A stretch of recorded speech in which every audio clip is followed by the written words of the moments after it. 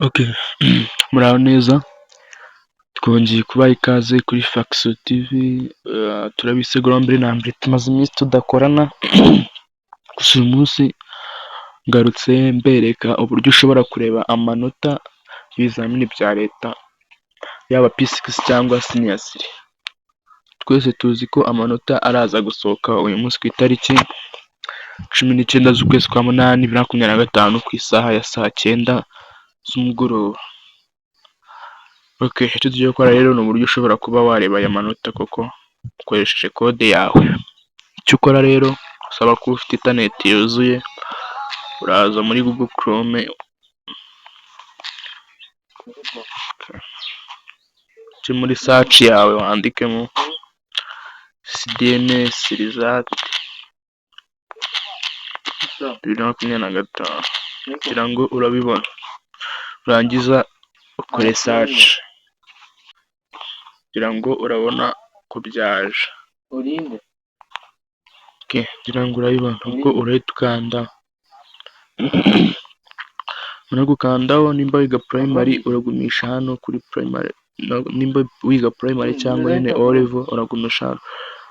Ibi ngibi byo nyine hano ngo advanced cyangwa TSS, ibi ngibi nyine biri na urumva amanota yabo narasohoka, bireba abantu nyine bakoze muri guhera senior, bakoze senior 6 TVET na TVET. Uraza hano kuri primary cyangwa O level dushyiramo code yawe. Okay, dushyiramo code noneho.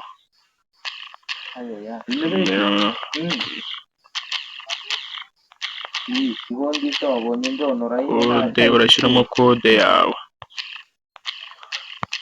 Iyi oruka ngivuze O level nyine.